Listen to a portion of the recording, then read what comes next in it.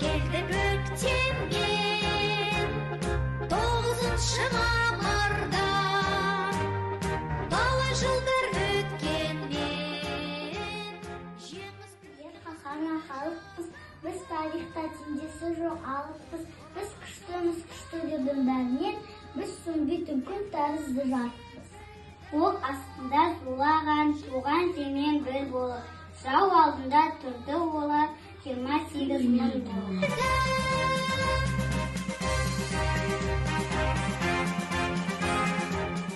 Соғанмын.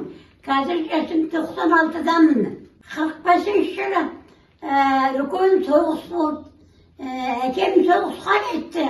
45 жылдан кейін қой болмасын деп, әкем соғысқа кеткесін жұмысқа тұрдым. Құдайым жарылқамай жандос ет, иманлы жолдас ет. Ендігі жерде тыныштық болсын, соғыс болмасын. Тұмау оласы қабыл.